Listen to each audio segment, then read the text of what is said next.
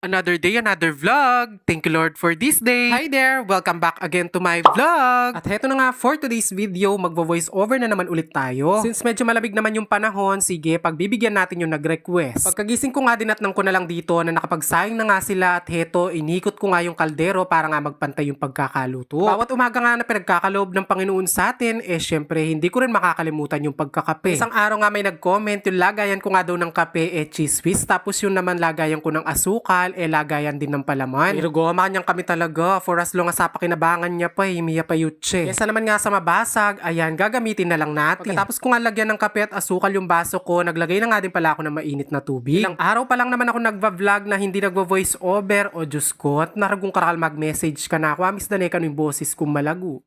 Charis. At kahit nga kabisado ko na yung timpla ng kape ko, araw-araw, tinitikman ko pa rin yung kape ko kung okay na. Kasi magkamali ako, Diyos ko, masayang niya ko.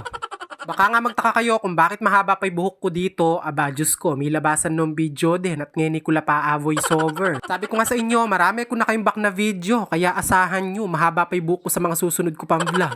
Noong mga araw nga na to, wala pa talaga kaming almusal at heto, bumili nga si mother ng aalmusalin namin para mailuto ko. Marami pa nga kaming kamatis, kaya naman bumili na lang siya ng itlog at tuyo at yun nga daw yung aalmusalin ngayon. Scrambled egg nga daw yung gusto ng tatay ko, kaya naman neto, nagbalbal na ako ng mga itlog. Bali 5 pirasong itlog nga pala yung kinuha ko at yung natira tinabi ko para bukas naman. Kung mapapansin nyo nga, meron din akong pinaghihiwang sibuyas dyan dahil gusto nga din ng tatay ko na may sibuyas nga yung scrambled egg. Bali naglagay na nga din pala ako ng konting asin para naman may lasa na nga itong ating scrambled egg. Painit na nga pala ako ng mantika dito sa may kawali at nung kumukulo na nga, ayan, agad ko na din nilagay itong mga sibuyas. Hinin nyo, masarap din talaga sa scrambled egg yung merong sibuyas. At nung medyo naging translucent na nga yung ating sibuyas, sunod ko nang inilagay dito yung itlog. Bali, isang salangan na lang nga yung gagawin ko para hindi masyado maraming trabaho. Sobrang dami nga nung itlog, Diyos ko, halike tuloy perfect ining scrambled egg. May nga kawa-kawa niyo. Since scrambled egg naman to, gagawin na lang talaga natin siya ng scramble. O sige, lumalno rin ka na akong washers, dapat wari makanano.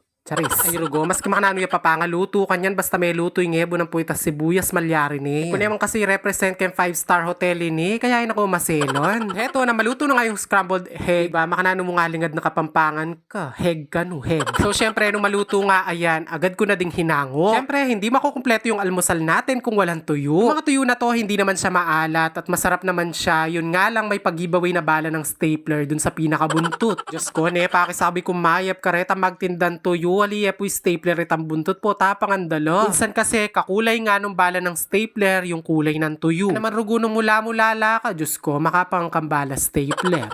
Gusto nga ng tatay ko, dito sa mga tuyo na to yung toasted at malutong daw. Liya ba pareho itang toasted ang pumalutong? Nung maluto nga yung tuyo, ayan, agad ko na ding hinango at isinama ko na lang nga dito sa pinrito kong itlog. Dahil nga meron naman kaming kamatis, ayan, sabi ni tatay, magprito daw ako ng mga ilang piraso. Yung iba nga, hindi nila alam na pwede nga prituhin tong kamatis. Ay, Diyos ko, ngayon ibalo yun na. Pwede yung pirituhan, ayan, maluto yarin kasi Kenyan. May gumagawa din kasi sa bukid, kaya naman dinagdagan ko na nga itong mga niluto ko. Dahil nga medyo nakaluwag-luwag tayo for today's video, syempre, magninilagang baka tayo. Kita mupin, panto ng talaman na nimbaka, puro musabo. Dali nung kumukulo na nga yung tubig, agad ko na nga din nilagay yung mga seasoning. Ako talaga kapag nagluluto ako ng noodles na may sabaw, una ko talaga nilalagay yung mga seasoning. Siyempre kung pansit canton yung niluluto mo, wag mong ilalagay yung seasoning. Baka maging sinabaw ang pansit canton.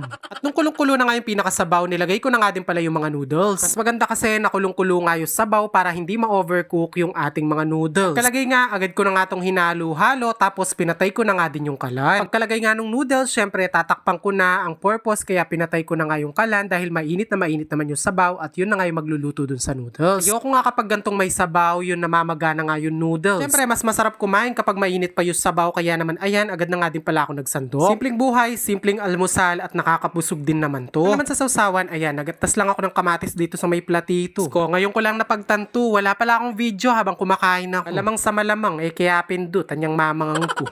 Nang matapos nga akong kumain kahit hindi ko na videohan, ayan, naglipit na nga din pala ako ng pinagkainan ko at pinunasan ko na nga itong lamesa.